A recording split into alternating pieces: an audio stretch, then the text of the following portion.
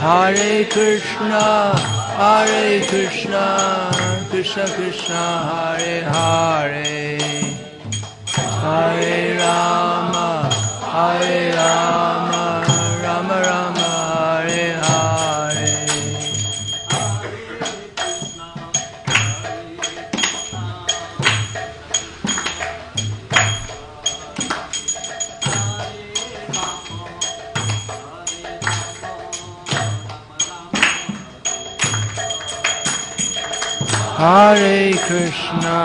Hare Krishna, Krishna Krishna, Hare Hare, Hare Rama,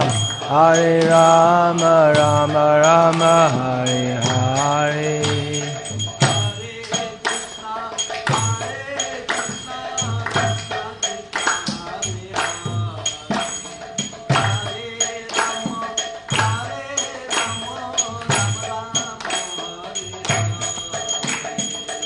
Hare Krishna, Krishna Krishna, Hare Hare, Hare Rama, Rama Rama, Hare Hare.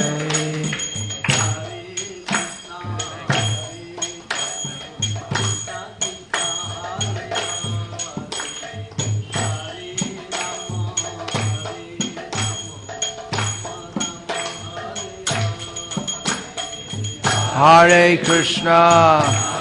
Krishna, Krishna Krishna, Hare Hare, Hare Rama, Rama Rama, Hare Hare.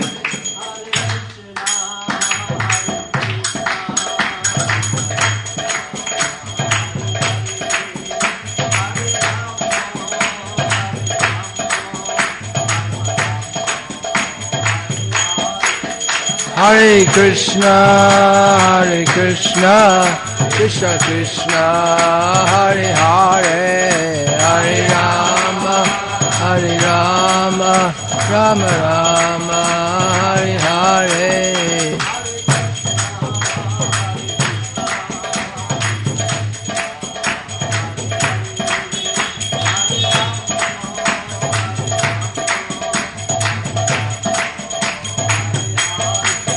Hare Krishna, Krishna Krishna, Hare Hare, Hare Rama,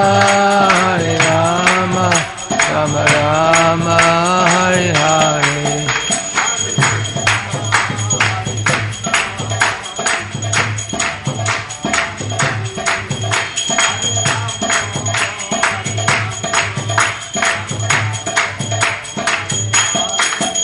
Hare Krishna,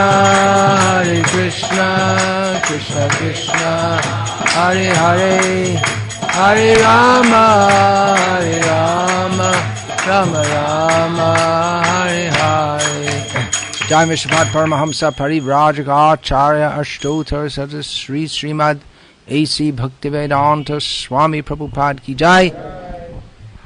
Jai Om Vishnupad Paramahamsa Parivrajaka Acharya Ashtotar Satas Sri Srimad Bhaktisiddhanta Sarasvati Goswami Maharaj Prabhupada Ki Jai. Jai Om Vishnupad Paramahamsa Parivrajaka Acharya Ashtotar Satas Sri Srimad Bhaktisiddhanta Sarasvati Goswami Maharaj Prabhupada Ki Jai. Jai Om Vishnupad Paramahamsa Parivrajaka Acharya Ashtotar Satas Sri Srimad Bhaktisiddhanta Sarasvati Goswami Maharaj Prabhupada Ki Jai. Srila Bhaktisiddhanta Saraswati Thakur Avibhavtiti Vyasa Puja Mahotsav Ki Jai. Gaura Premanande Hare Hare Bo Nama Om Vishnu Padaya Krishna Prishtaya Bhutale Shimate Bhaktivedanta Swaminiti Namane Namaste Sarasvate Deve Gauravani Pracharne Nirvishesha Shunyavadi Paschatya Desha Charne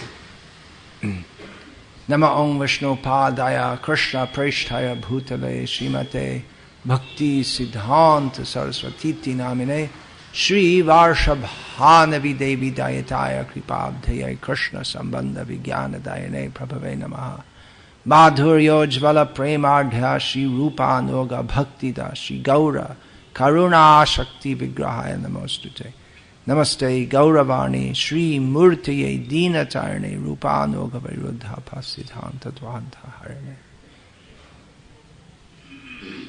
Vandeham Shri Guru Shri Atafara Kamalam Shri Gurun Vaishnavangscha Shri Rupam Sagrajatam Sahagana Raghunatan Vitam Tam Sajivam Sadvaitam Savadhutam Parijana Sahitam Krishna Chaitanya Devam Shri Radha Krishna Padan Sahagana Lalita Shri Vishakhan Vitamscha. Hare Krishna, Krishna Krishna, Hare Hare, Hare Rama, Rama Rama, Hare Hare. As some of you, or probably most of you, are aware, I just recited the standard pranam mantras for Srila Bhaktisiddhanta Saraswati Thakur. If you want to know the meaning, read this book. Read all this book is summarized in those pranam mantras. Inspired, no doubt.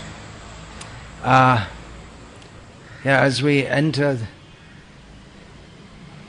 just a very little time to enter the ocean of Bhaktisiddhanta, in which we should always be swimming, I'll begin this sitting with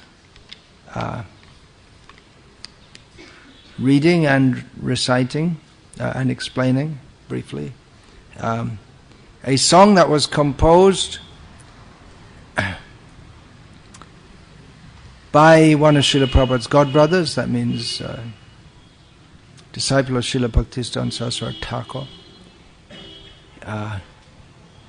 calling out to Gurudev, which in particularly for him means Srila Bhaktisiddhanta Saraswati Thakur. Although it can be sung by all Vaishnavas in relation to their Guru, it is similar to many such poems, songs, supplications, presenting oneself as being hopeless in material consciousness, but calling out for the mercy of the Guru as one's only hope. So, this song it's become, I don't remember hearing it sung in any Gauriya Math, which doesn't mean that it's not regularly sung in any Gauriya Math, but it has become quite regularly sung among our Bengali devotees in Mayapur, and probably our Bengali devotees in other places also. So the song goes like this: Gurudev Dayamai. It's, at least linguistically, it's easy to understand. He who is calling out to Guru Deva. Deva means, well, it actually means one who is effulgent, but by usage it means one who is godly or effulgent. Guru, what is the meaning? There are many meanings may be given. One who removes darkness is one literal meaning. Chaitanya Mahaprabhu defined Jaha hoite Krishna bhakti she guru hai. From whom one gets Krishna bhakti, that person is a guru. Then what is bhakti? Well, then you have to come to Bhaktisiddhanta to understand what is bhakti. Otherwise, the word bhakti may be understood in many ways, misunderstood generally. So we could get stuck here on the... One devotee told me he was doing a daily 2-hour session during Kartik to explain the Damodar Ashtaka. The first word is, of which is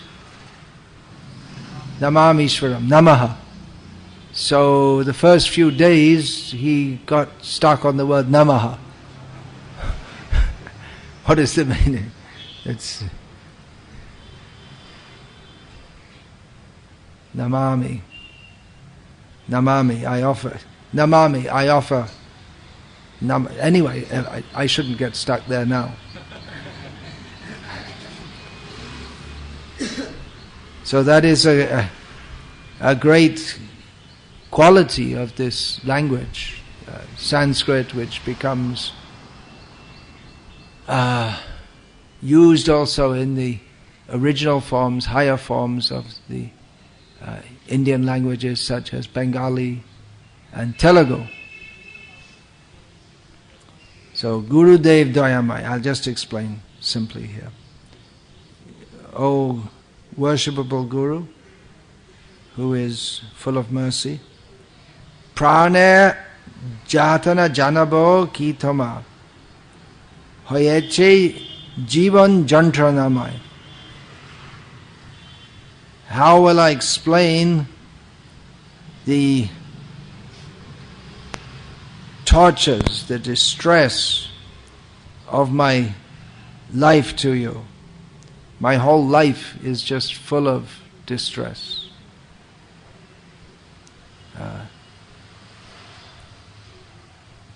Jantrana is not exactly distress. It's more like pain being inflicted on you. Shri Krishna bhajite nahi chahe mati. And I think again you can, if you listen carefully, you can understand it very clearly. Shri Krishna bhajite nahi chahe mati. My mind does not desire to worship Krishna. Vishaye bhogete prabala ashakti. Again, very easy to understand. My mind has very strong attachment to enjoyment of sense gratification. Vishayar asha nahi chare man. My mind does not give up the hope, expectation, desire for material sense gratification. Vishayate shadadhai. Rather, it always runs behind sense gratification. This is standard Vaishnava poetry, but it's also a fact, isn't it? Unless the mind is trained in Krishna consciousness, it's the tendency is just to run after what is there, what is nice for me and to enjoy. Srila Prabhupada once quoted a Bengali song, must have been a popular song in his youth, that one line from it, that Chok jodi lage bhalo keno dekbo na. If my eyes like to see it, then why shouldn't I look? This is the situation. Most people don't even think, why shouldn't I look? They just look, nice to see. In a shop once, I saw there was some fragile glass. I can't remember what it was exactly, but there was a sign there, something like someone else. The sign was there, like someone else's wife. It's nice to look at, but don't touch. Something like that. But our proper understanding is you shouldn't even look. Not supposed even to look. Krishna dasya bhuli mayare bhajinu. Apan sarup khabu na chintinu. Forgetting my position as a servant of Krishna, I have worshipped Maya, illusion. And my actual position, I've never considered what is my actual position. Birupe Sharup Bhavi Murhaman, because my stupid mind always thinks that this form, which is not my real form, this material form that I'm presently engaged in, is my actual form. Mayate akrishtohoy. And I'm in this way, I'm attracted to illusion. Dushta Shanga Fall Na Bhujine Hai. Oh, I didn't understand what is the effect of keeping bad association.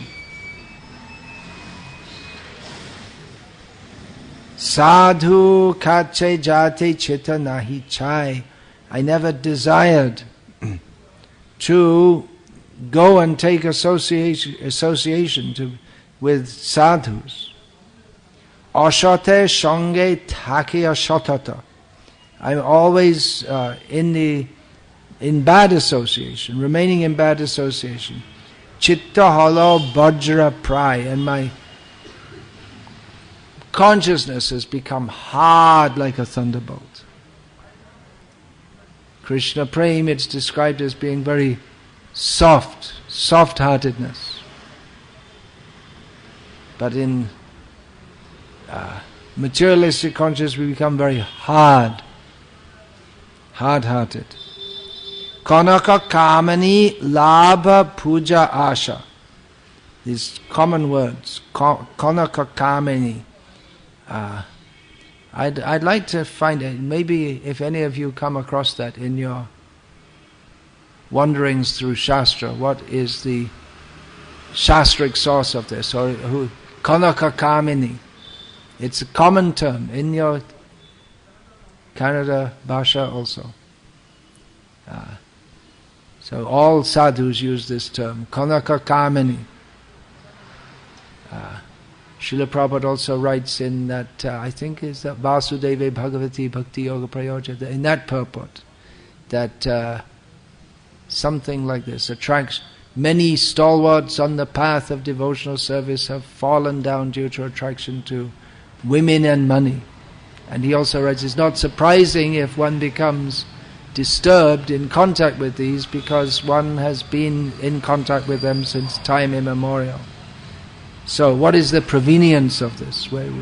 What is it in Shastra in particular? Of course, in various ways, but exactly in those terms, Kanaka Kamini. Or maybe some Acharya, maybe Shankaracharya, I don't know. So I'm just asking. If anyone knows what is the origin of this term, I'd like to know. It's a commonly used term. Bhaktisiddhanta Sarasvati Thakur also uses the term in his Dushtamon poem, which is being paraphrased here. Kanaka Kamani Pratishta Bhagini. Kanaka Kamani Labha Puja Asha. So Kanak means gold, literally wealth. Kamani means woman, particularly it's described in the Bhagavatam, 6th canto, there are 3 kinds of unchaste women. Kamini, Swairani and Pungschali. Exactly the definition, I don't remember. Swairani means she wanders independently by herself. Kamini means she is herself full of lusty desires and incites that. And Pungschali literally means she moves men. She disturbs their mind. So, the desire for women, for wealth, women, labha, similar to kind of gain, worldly gain, puja, respect, or being worshipped. Pratishta, this is also commonly used. La puja pratishta. Chaitanya Mahaprabhu warns against these upashaka, these weeds which choke the growth of the bhakti lata, the creeper of devotion. So puja and pratishtha, puja means the desire for, puja literally means respect, as well as the formal act of worship, it also means respect. And pratishtha means position, prestige, and the desire for that. Pratisthasha. Ki rupe shodito habe morachita. How will my consciousness be purified? E chinta shadahoy. I'm always thinking. How is this? How is it possible? No, it should be that he's always thinking. You are always thinking. It could be either way, but seeing as he's already described himself as not thinking like that, then and described his guru as doyamai, so you are thinking how to purify me. Tava kripa karna amara shambal. Your a little ray of your mercy is my possession, my treasure. Tava kripa bina nahi anna bal. There's no without your mercy, there's no other strength. There's no power that can purify me. Kripa karo prabhu diya chidbal. So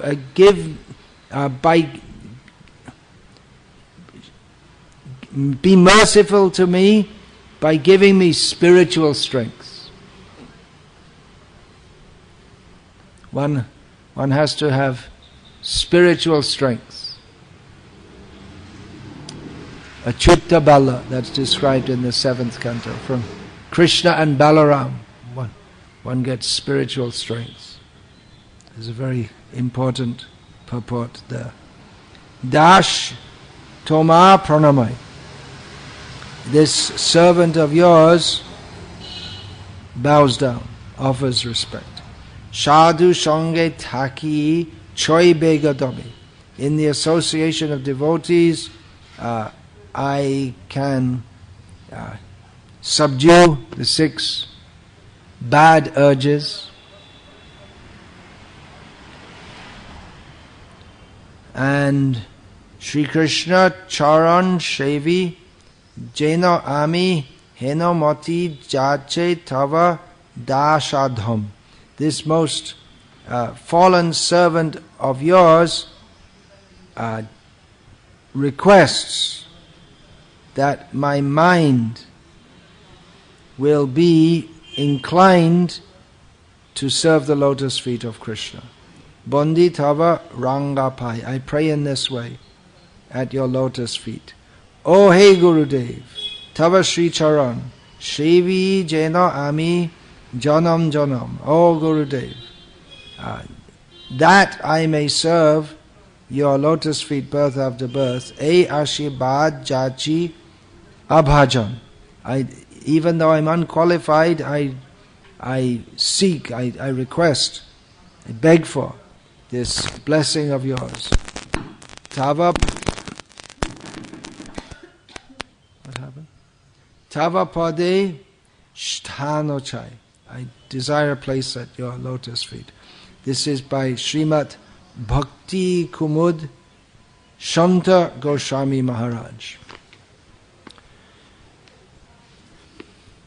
Last time I spoke on the disappearance day of Bhaktisiddhanta Thakur, I was narrating his pastimes, giving an overview up to the point where he accepted sannyas, and I thought I would continue in the next section.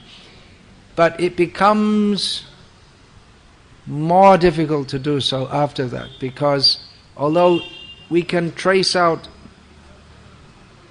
a linear chronology, there are so many things going on side by side. So in this book, Sri Bhaktisiddhanta Vaibhav, I presented a linear biography, but most of the book is studying his qualities, his character, his extraordinary everything about, well, not everything, but because it all goes on side by side.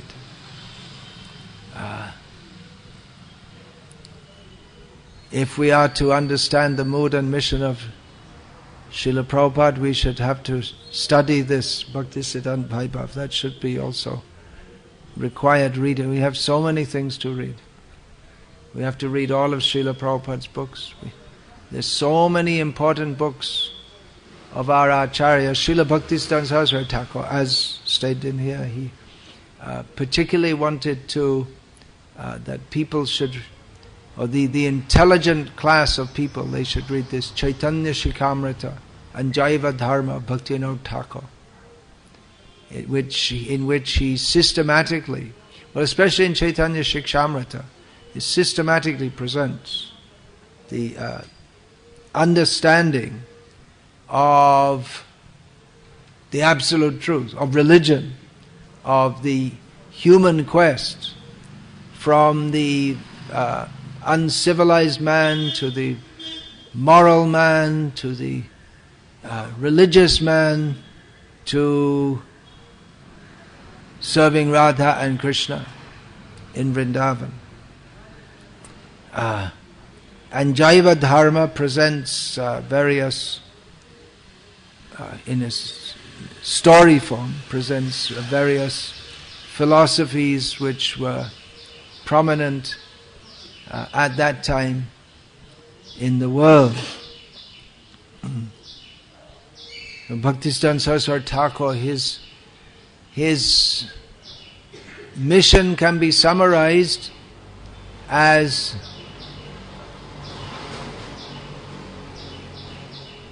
in the name of a book that was later compiled after Bhaktisiddhanta Saraswati Thakur's passing away, which obviously means after the passing away of Bhaktivinoda Thakur also.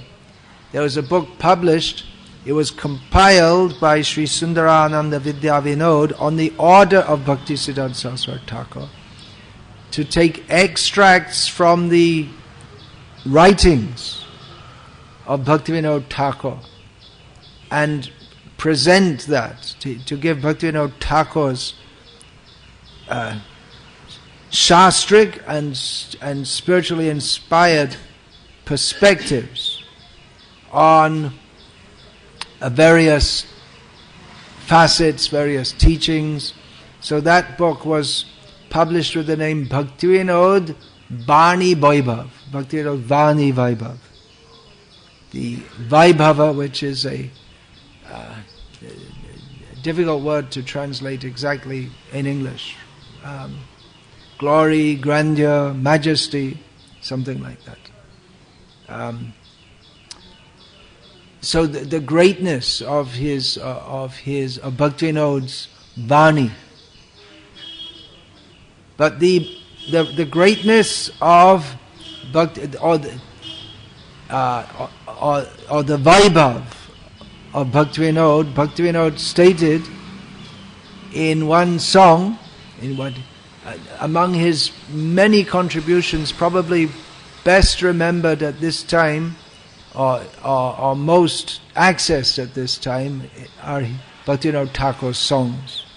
And there are many, and a few of them are well known within ISKCON and within the Gauriya Math, many more.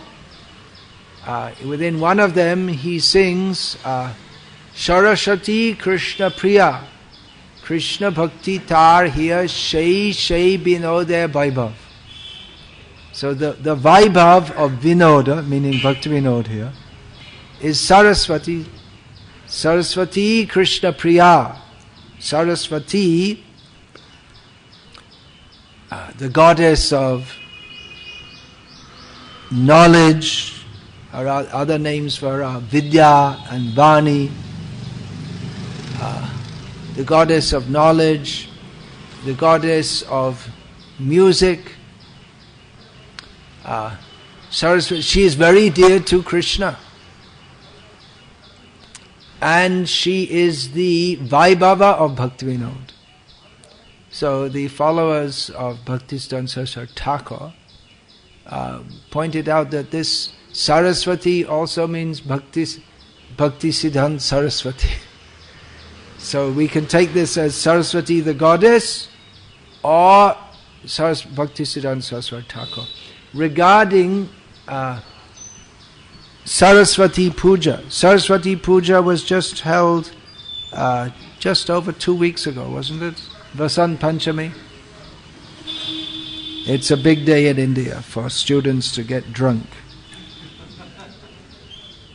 They have a religious excuse, they think, to get drunk. At least that's how I used to say. Probably it's still the same thing. To harass people and extract money from them in the name of Sarasvati Puja. Presumably at the time Bhaktisiddhanta, I hope it wasn't so badly degraded at that time. Probably not. And still some students even today, they actually perform Sarasvati Puja in a proper way without harassing people for money and using the money to mostly to buy alcohol, it seems. There must be many students, those in traditional gurukuls, presumably at Benares Hindu University, they observe properly. But anyway, regarding Sarasvati Puja, it's also today. Today is also Sarasvati Puja. Regarding this,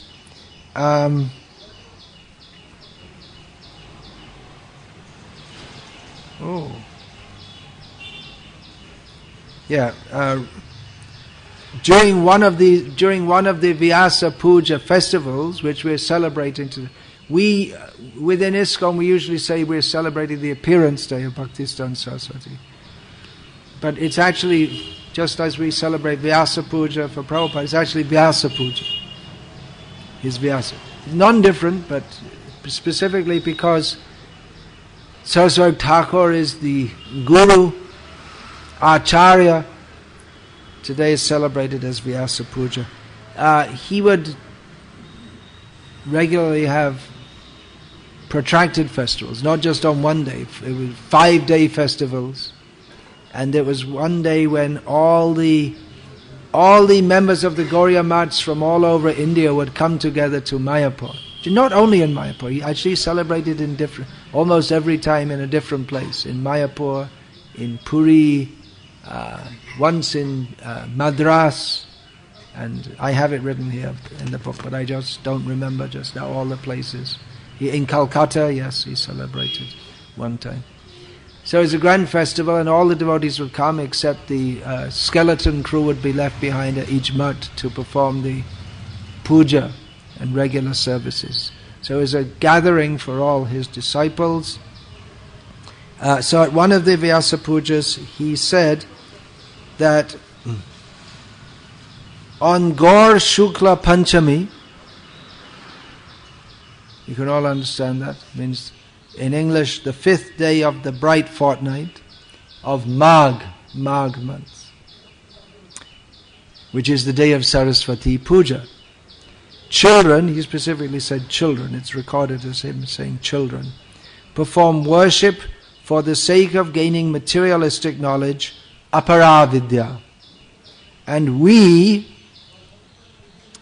which means members of the Gauriya Math, he just said we, Amra, offer such worship through the hand of Vyas to the goddess of spiritual knowledge, Paravidya, on the 5th day of the dark fortnight of Magha, Krishna Shukla Panchami. So generally Saraswati Puja is on the Gaur Shukla Panchami, but the followers of Bhaktisiddhanta Saraswati Thakur, they do Saraswati Puja on Krishna Shukla Panchami of the same month. So that means today, the day of Srila Saraswati Thakur's Vyasa Puja. Note that he says that we worship through the hand of Vyasa. In other words, the Vyasa, on another Vyasa Puja festival, he explained that why is it called Vyasa Puja? Well, from the disciples' point of view, they worship the guru who is non-different from Vyasa. We say Vyasa-san. The idea is that one who is sitting on the Vyasa-san should, he specifically at that time, he's supposed to be Vyasa-bhinna. Of the Vyasa-san, it means he's non-different from me. I'm explaining all these terms in English also because there may be those who are listening who don't know. Otherwise I could just go on without explaining them. So non-different from Vyasa. So Vyasa-san, of the Vyasa-san, he may tell some jokes. Well, on the Vyasa-san you can also do, but generally it's for a grave presentation. And we see also that, that's standard. You'll see that all around Vrindavan and Govardhan, there are advertisements for various kathas, and sometimes they give the name of the speaker Pravakta, or sometimes they put Vyasa, because he's supposed to represent Vyasa. So from the disciples' point of view, Vyasa Puja means to worship the guru who is non-different from Vyasa, and he better be, otherwise he's not a guru at all. He's supposed to speak according to Shastra.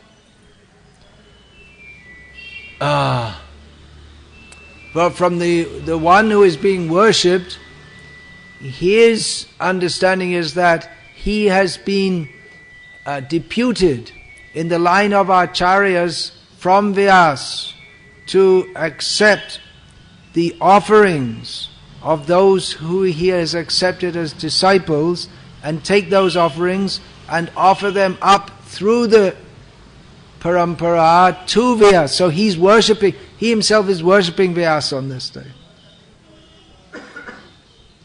Vyasa, who is Narayana avatar. So this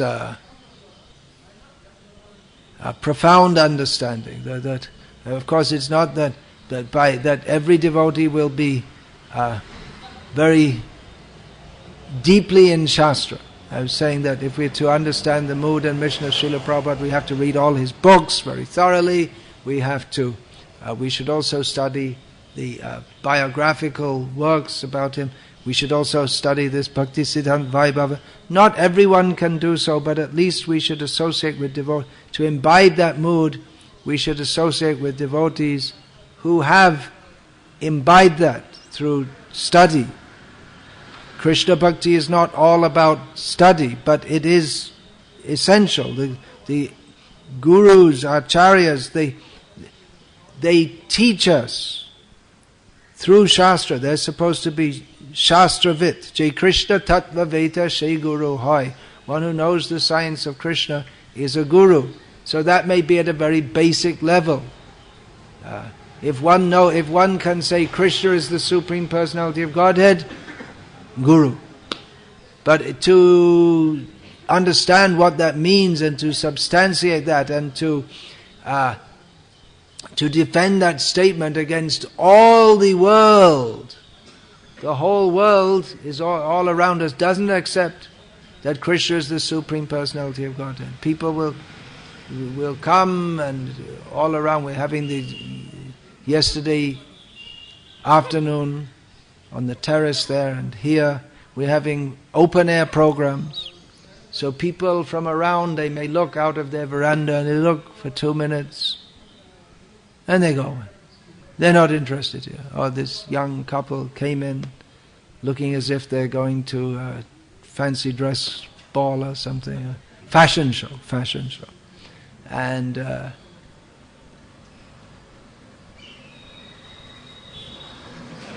they looked astonished. What is going on? But they had no interest to hear. Those who are interested to hear, they can become followers of Vyasa. The whole world is against the teachings of Vyasa. Even if they superficially give honor to that. So that was one of the main facets of Srila Bhaktisiddhanta Saraswati Thakur. He abhorred duplicity, especially in the field of Vaishnava Dharma. He stood against this. Rupanuga viruddha apasiddhanta dvanta hari. He is adored as he who removes the darkness of the wrong presentation of the teachings of Rupa Goswami. Okay. Oh, hey, Vaishnav Thakur, you can sing? Okay, please sing it. We'll take a little break there. I have to go and come. I won't be here to get on your case, so you can sing. You can sing without any trepidation. Hare Krishna. Hare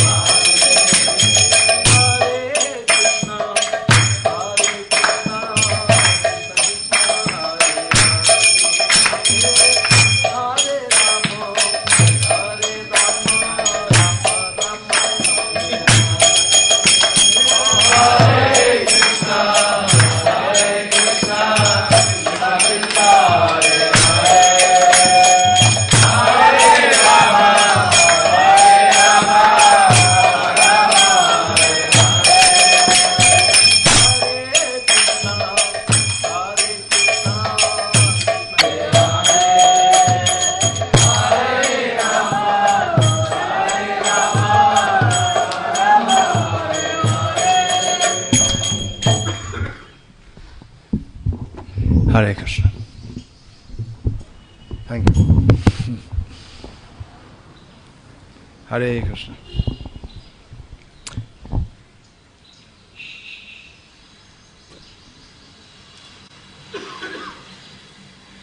Just backtracking a little bit, I'd been speaking about Sarasvati Puja being performed today. That's not just some way of speaking because his name is Sarasvati, but he is non-different from Sarasvati. The Bhaktisiddhanta Saraswati Thakur is non-different in as much as Shuddha Saraswati, the internal potency of the Supreme Personality of Godhead, who is meant for glorifying Him, giving knowledge of Him, is manifest as in the person of Bhaktisiddhanta Saraswati Thakur. Sarasvati abhinna, Vyasa abhinna, Sarasvati abhinna.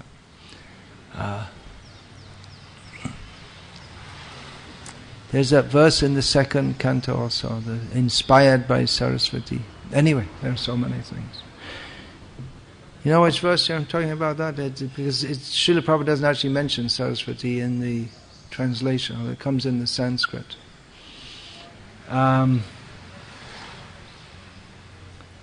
Also that, he also explained that in terms of Tene Brahma Hridaya Adi Kavaya, that inspiration within the heart of Brahma by the medium of Sarasvati. So, very prominent in the personality of Bhaktisiddhanta Saraswati Thakur was a great dislike of duplicity, misrepresentation. In his early life, he was much involved in Jyotish.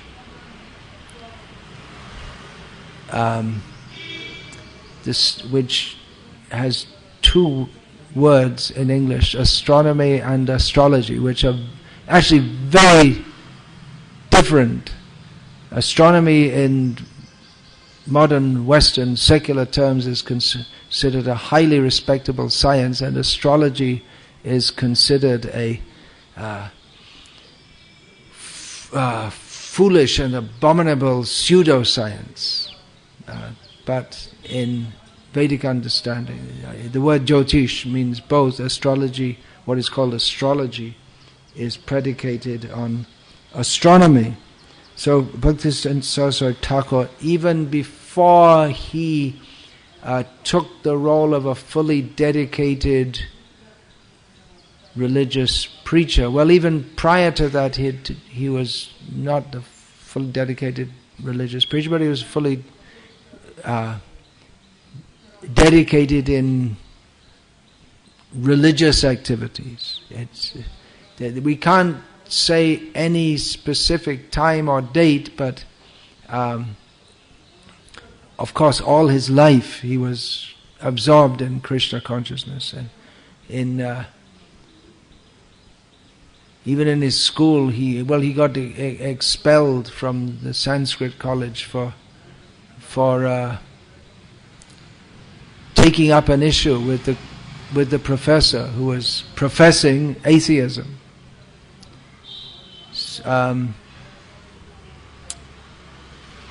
I want to say, but then he took a job in the pay of the Maharaj of Tripura. He wrote that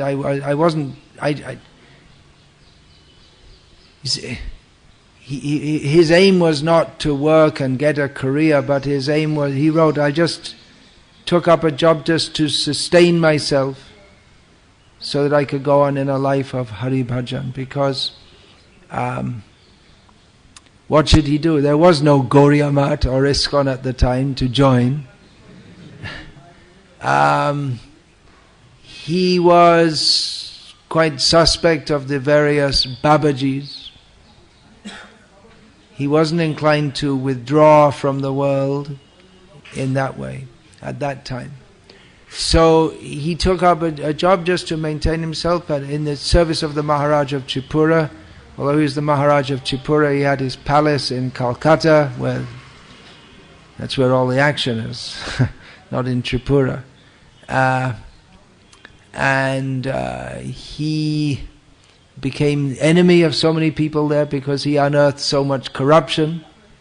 He was against this corruption. In the field of Jyotish, he radically altered it. There's a study of Jyotish in Bengal, but one of the main ways he did that was by going against the whole. He was always fighting against the orthodoxy. Always, he went against the whole orthodoxy of all the astrologers of Bengal, astronomers, by pointing out that the astronomical constants that they were using were long out of date, because astronomical constants aren't that constant, because the constants means how the planets and the stars are moving in relationship to others, but that has to be revised every so often, otherwise you end up with wrong readings, wrong astrological meaning, because the planets don't move exactly according to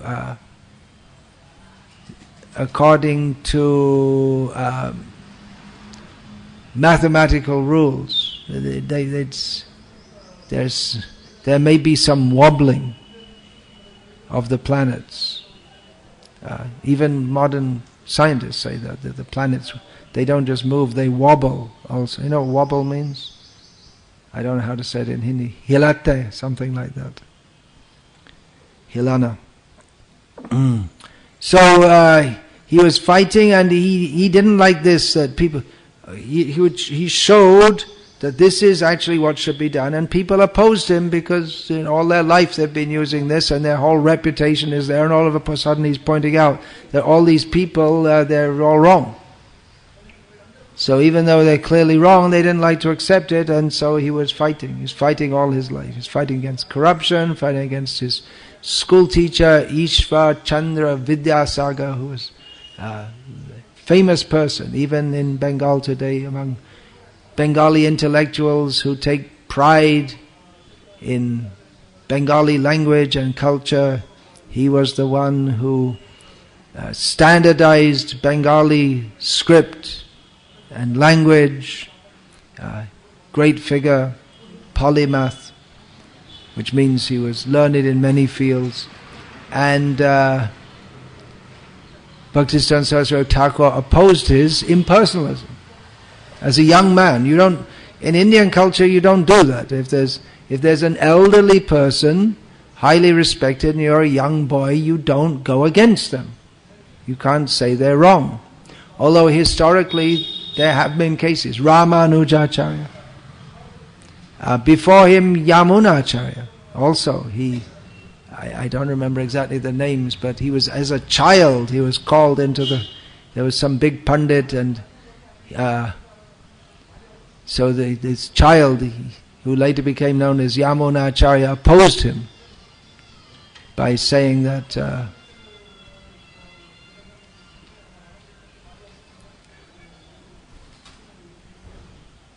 he said, well, I'm giving you a proposition, and see if you can either uphold it or defeat it. He said to the Pandit, this Digvijay Pandit, big little boy comes in, said that the queen is a prostitute. Yes, well, what do you do with that? So he didn't know what to say. Then little boy, he can say it. He can get away without getting his head chopped off. And said that, was that Yamuna or Kul? It was Yamuna, yeah. Said, well, you see, the king is non-different from Indra, Chandra, Vayu, Vishnu, so she has so many husbands. He didn't get the point. So it is there, but in some exceptional persons, they may, young people, they may defy who is older. Ramanuja, of course, did that with Yadav Prakash. He did so politely but firmly. Also, Mandana Mishra, as a youth, took instruction from the Buddhists for the sake of defeating them, then stood against them, and so on. There are examples, but generally it's thought you don't stand against those who are elder. But that convention is dangerous if it's used to uphold untruth. More important than etiquette is upholding the truth. And that was Bhaktisiddhanta Saraswati Thakur's commitment. That there were so many respected religionists, Goswamis, heads of Vaishnava society, he stood against them for their cheating. If they were cheating. If they weren't cheating, he wouldn't oppose them. But mostly he saw they were all cheating. If they upheld that one can be a Brahmin and a guru only by birth, particularly on this point, he stood against them. If they didn't subscribe to that, then he was not against them. Mostly those who he befriended, they were also born in Brahmin families, Acharya families, and they were initiating on that basis, but they were not opposed to Bhaktisiddhanta Saraswati Thakur or any other qualified Vaishnava also initiating. So it's not that if one is born in a certain family, it's not that everyone is qualified to be a guru if they're a Vaishnava, except someone who's born in a Vaishnava guru family. They can also do.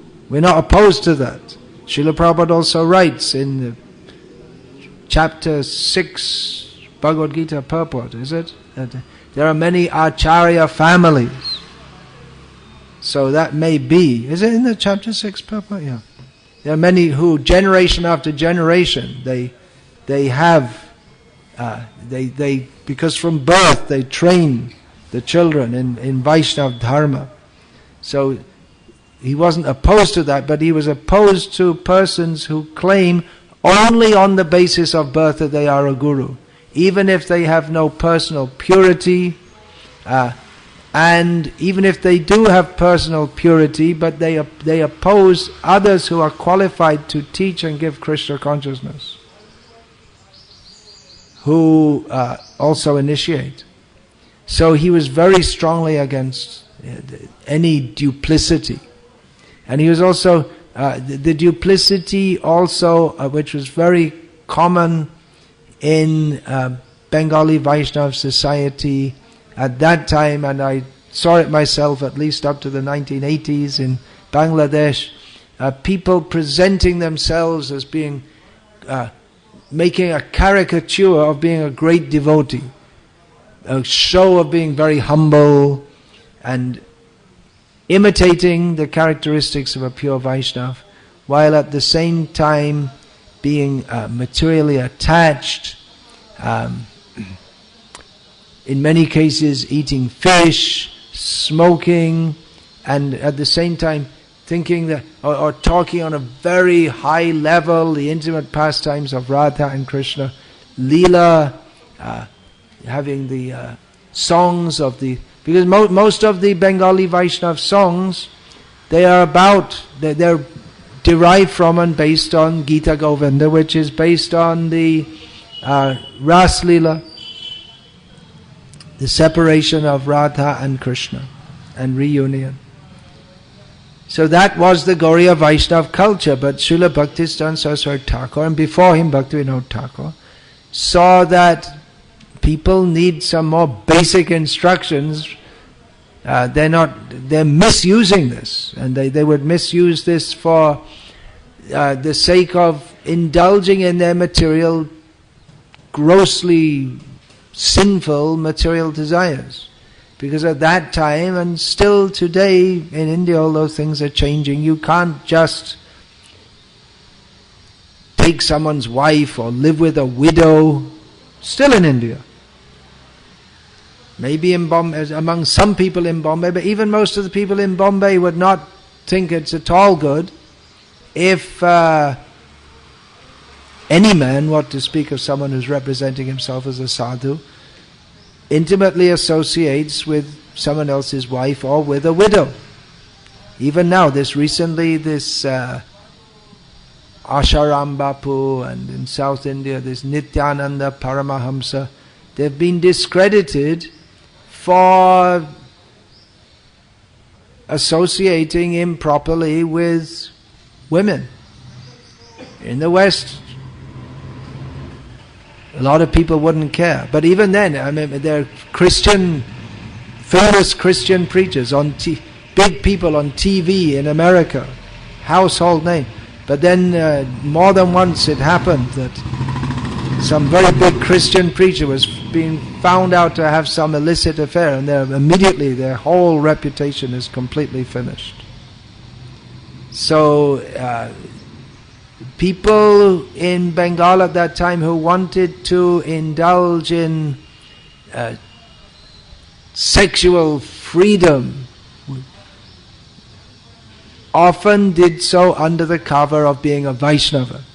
There's a long history to this. Someday I'll research it more and speak on it, if Krishna wills. Vaishnavism is mixed up in Bengal, is mixed up with the Sahajya cult, which was there before Chaitanya Mahaprabhu preached Krishna consciousness, which came out of a perverse sect of Buddhists, which is mixed up with Tantra, left-wing Tantra, and all this kind of thing. So it's a big mess. But Bhaktisiddhanta Saraswati Thakur stood against that. He abhorred this deceitfulness, pride among his own. It's a dichotomy. Traditionally, the Vaishnavas, they were the householders and the Vairagis. In Chaitanya Charitamrita, we often find the word Vairagi.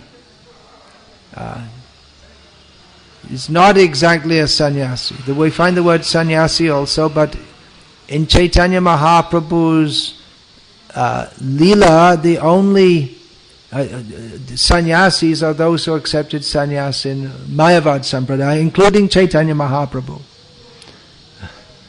Although he converted Keshav Bharati first of all into a Vaishnava and then took sannyas from him, but from external appearances he was a Mayavadi sannyasi. And he even said that, Ami sannyasi Mayavadi. He said to Ramananda Rai, and some people take that literally, being foolish.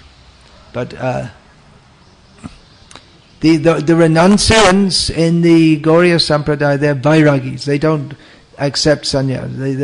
They give Vairagi means they're detached from everything, even from Varnashram. Sannyasis within the Varnashram system. So the idea is one should live very humbly. Bhaktivinoda Thakur sings one song, Man tumi keno sannyasi sajate chao, something like this.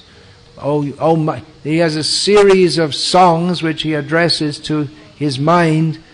Why do you want to go to different holy places? Why do you want to study so many shastras? Why do you want to be a son? There's one song, why do you want to be a sannyasi?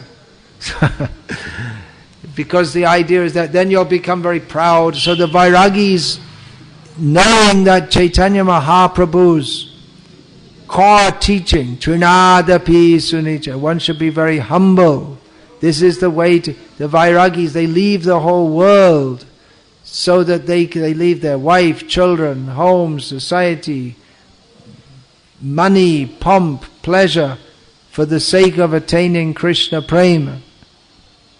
The key to getting Krishna Prema, Chaitanya Mahaprabhu has said, is this Trinadapi sunijta, and the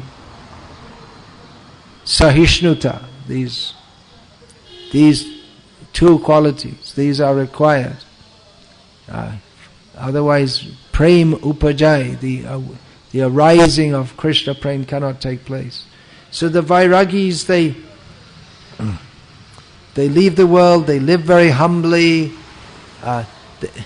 Humbly, this word in English has two senses. One is a sense of not thinking one's not being proud, and to consider oneself very low. And another meaning, living humbly, means to live in poverty. That's another meaning. Simple, or it can not necessarily poverty, but just living very simply without anything fancy. So in both ways the Vairagis would live very humbly, or they would attempt to inculcate that,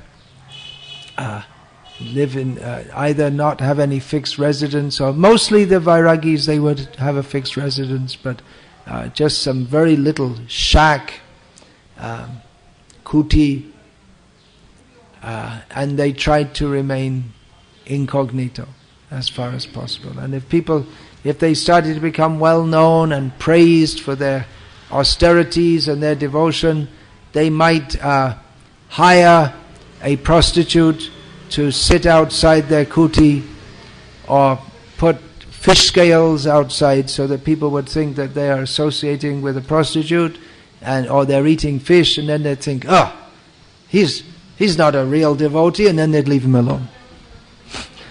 Gaur Kishore Das Babaji also, when so many people were coming to see him, thinking he's a great devotee, he thinks these people are just disturbing me, and so he went to live in a latrine. Because people don't like, oh, latrine is impure, we can't go to a latrine. If he's there, then it's more pure than the altar. But certainly more pure than the mind of the people who think we shan't go to see him because he's in a latrine. So this sannyas, Bhaktisiddhanta Saraswati Thakur instituted big buildings, motor cars. So the dichotomy is that he's supposed to be a humble Vaishnava, but at the same time accepting the trappings of a big man of the world. So he warned, don't be proud. Don't become proud. Now people, if you take the title Maharaj, don't be proud. And don't eat so you become fat. Remain simple. So it's a great dichotomy that he preached against pride. He said to remain humble and simple. But at the same time he accepted all the good things of not all, but big building, motor car, meet with Chaitanya Mahaprabhu, refused to meet with Prataparudra Maharaj. Even though all the devotees said to Chaitanya Mahaprabhu, he's actually a very good Vaishnava. And Chaitanya Mahaprabhu said, yes, I accept. He's a good Vaishnava. He's humble. He's got all good qualities. There's just one thing wrong with him. He's a king. The same thing, a sannyasi, there may be a very good devotee. There may be a very good devotee who is very humble, renounced, absorbed in Krishna Nam, but still a sannyasi should not associate, or a vairagi should not associate with that devotee if they happen to be in the body of a female. Even if they're a great devotee. Vairagi bhai gramya katha na shunibe kane, grama katha na balebe jabe milebe ane. Grihete charya bhai, what is that? Jadi chaho pranay karo gorangarashane, grihe charya bhai ashi achobane. This Jagadananda Pandit, speaking the teachings of Chaitanya Mahaprabhu, says that you're a vairagi. For a vairagi, one who has renounced the world, when you meet others, don't talk topics of this world. Those who are sannyasi preachers, they may do, but vairagis are not supposed to at all. No, they should have no knowledge of politics or anything of this world. Vairagi bhai grama kotha na bolebe jabe mele bayane.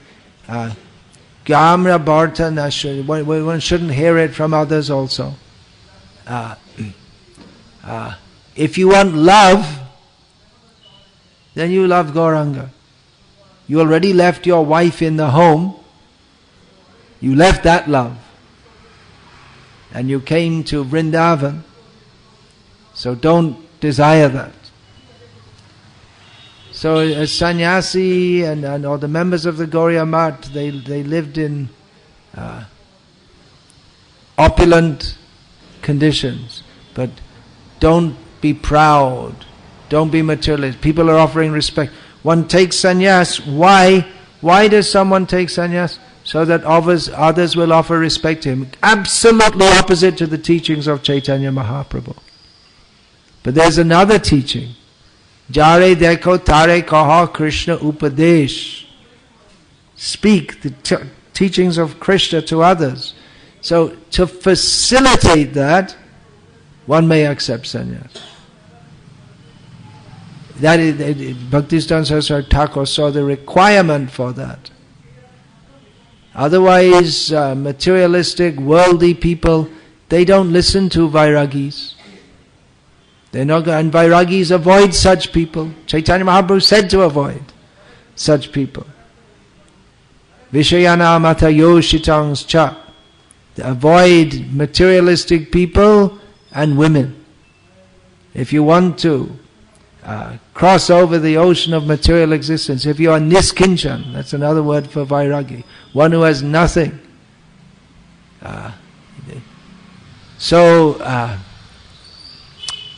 He always warned against pride. He would give to his own, especially to the outside people, he would speak on topics of Krishna consciousness. To those who he would decry the pseudo-Vaishnavas who were duplicitous, and among his own people he would often speak this Sadadambam Hidva from Raghunath Das's Mana Shiksha. Always give up this false pride. But there is one kind of pride which is acceptable. Vaishnavi Pratishta Tate Koronishta. The position of a Vaishnava, or the honor of a Vaishnava, that you should be fixing. We should uphold the dignity of the Vaishnavas. So to uphold the dignity of the Sampradaya, Rup, Raghunath, Swarup, this is we say Rupanuga Sampradaya. We don't say Chaitanya Sampradaya. The scholars, mundane scholars, they say Chaitanya Sampradaya. We say Rupanuga. Because Chaitanya Mahaprabhu, he invested the Sampradaya teachings in Rupa. Rupa Goswami was to propagate that. Rupa Raghunath, Rup Swarup Raghunath, these three. Generally Rupa Raghunath we say, following Krishnadas Kaviraj and Bhaktisiddhanta Saraswati Thakur. Sometimes just Rupa, sometimes Rup Swarup also, because Swarup Damodar, he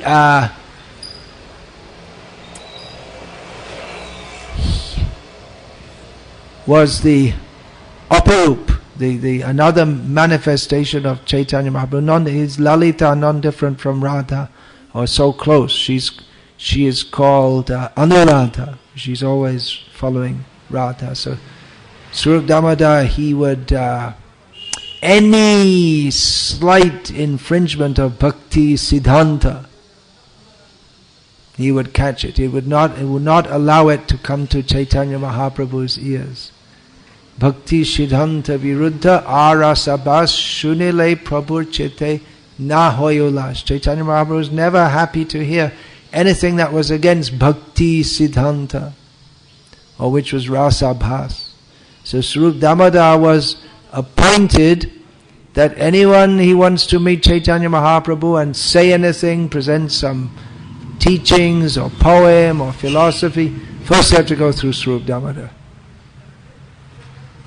And he would catch if there's anything wrong. So Bhaktisiddhanta Saraswati Thakur was just like that. Any little thing means it's a big thing. We may think, oh, it's just a little thing, just a little.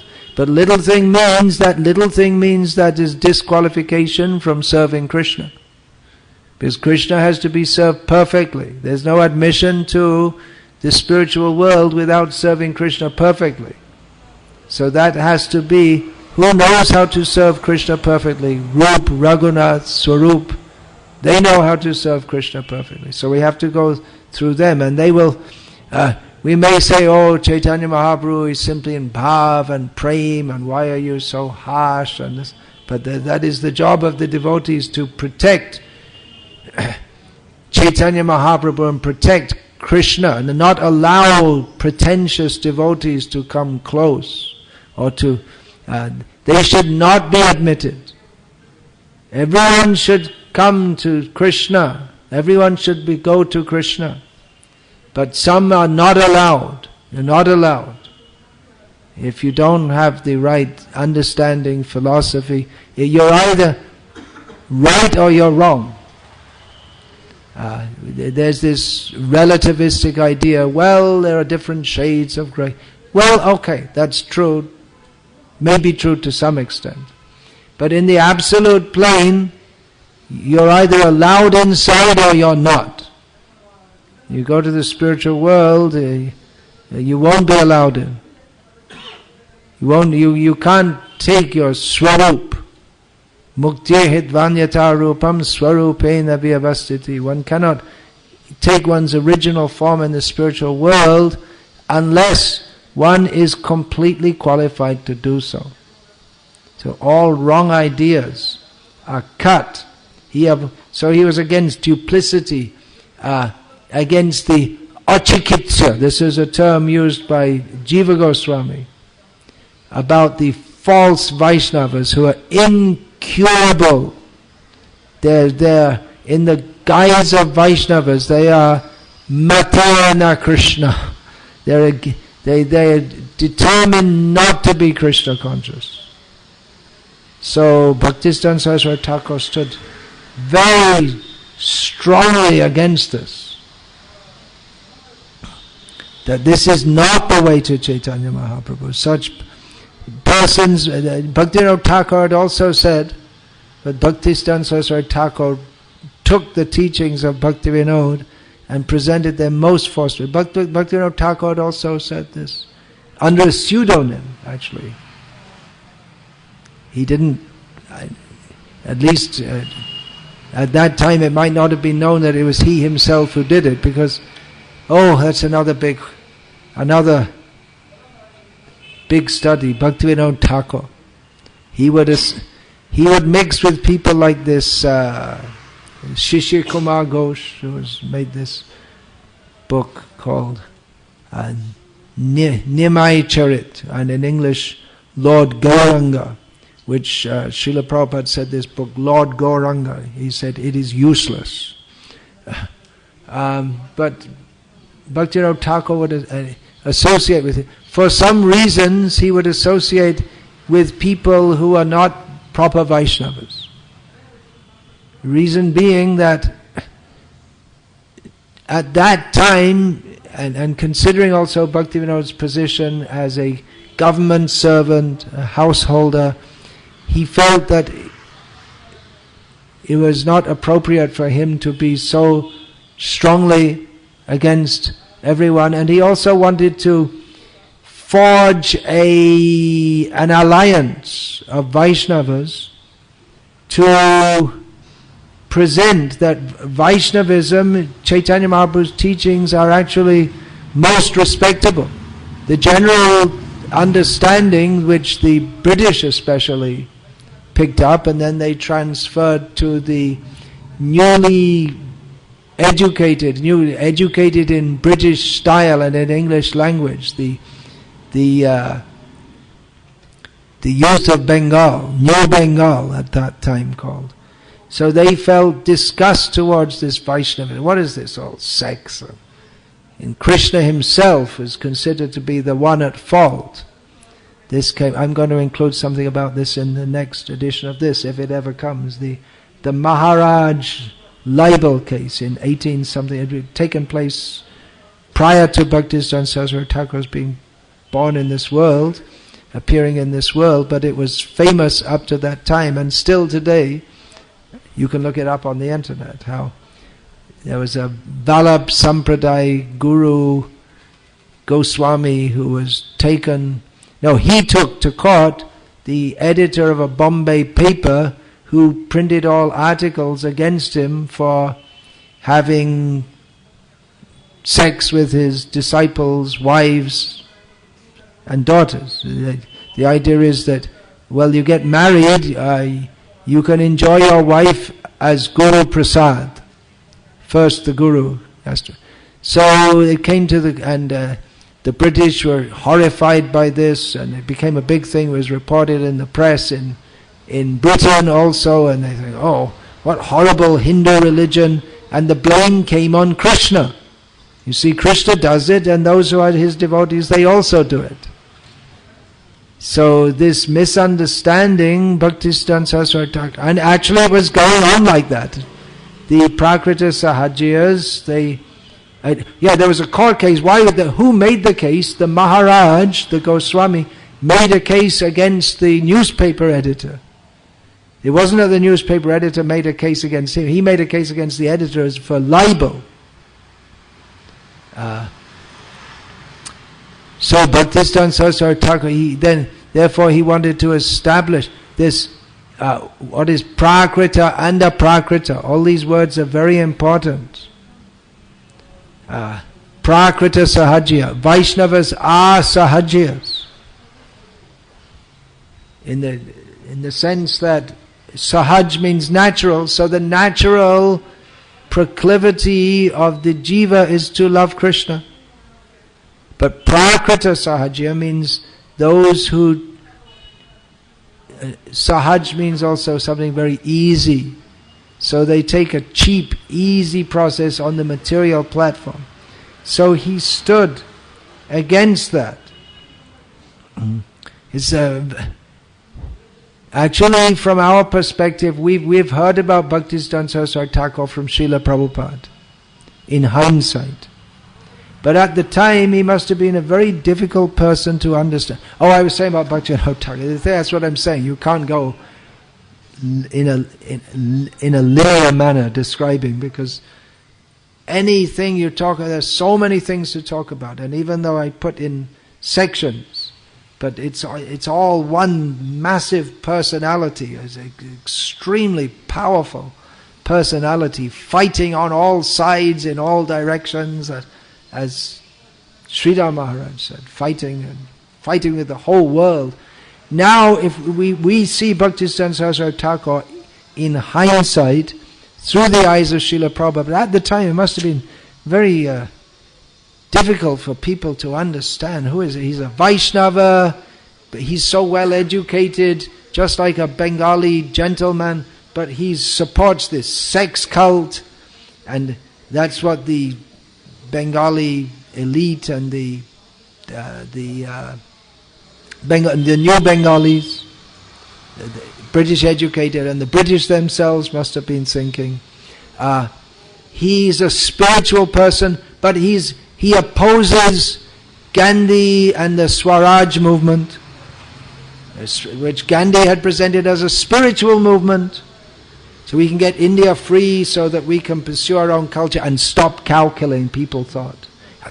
And it was Gandhi who, anyway, if this cow killing wouldn't be going on in India if it were not for M.K. Gandhi. He allowed it. He said, we have to allow the Muslims to have they have to follow their religion. So it's going on.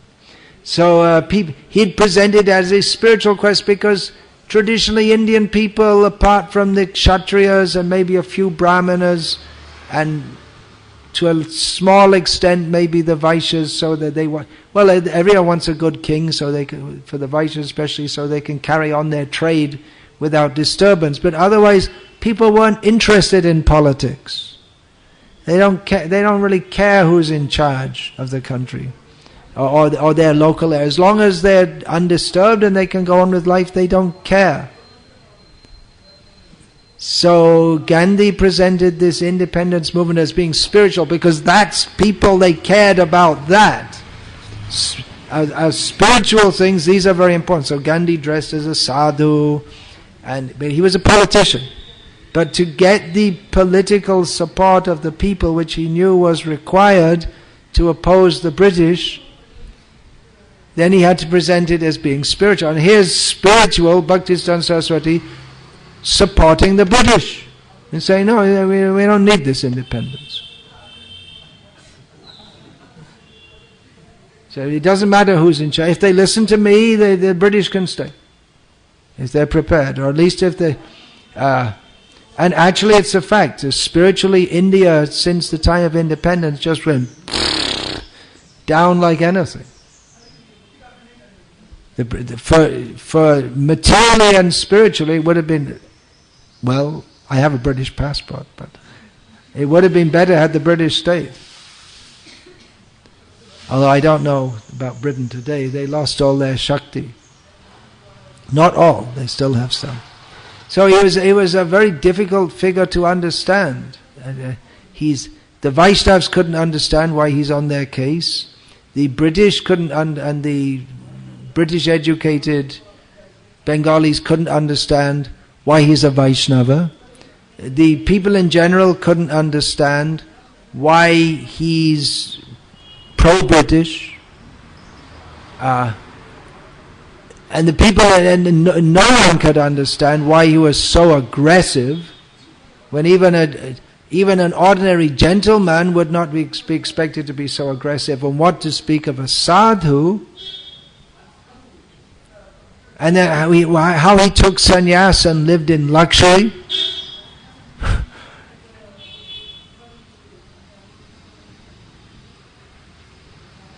He was so educated and so intelligent, but he used that to uphold a cult which people saw just for the lowest class of village people who wanted to indulge in the worst kind of behavior.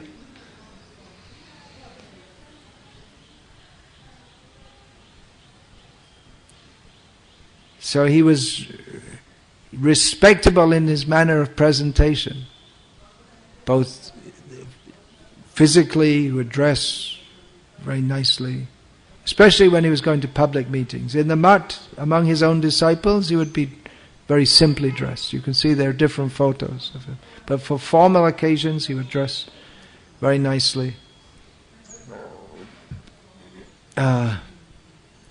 But although he was respectable in his manner of presentation because he wanted to appeal especially to the leaders of society, but at the same time, he was wholly unconventional in his message.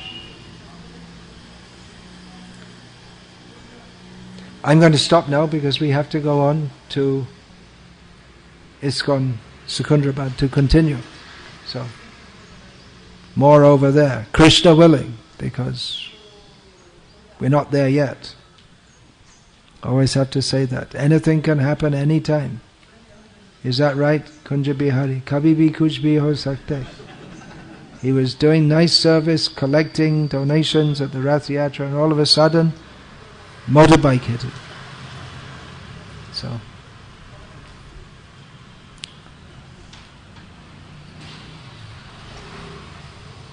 have to be hush. Hoshiar. Always be aware. Anything can happen anytime. And definitely something, namely death, will happen sometime. Death can come anytime, and definitely sometime it's going to come. So we should always remember, smaran nityam anityatvam. Always remember, everything here is temporary. Kuru punya ahoratra. Therefore day and night perform pious activities. Hare Krishna.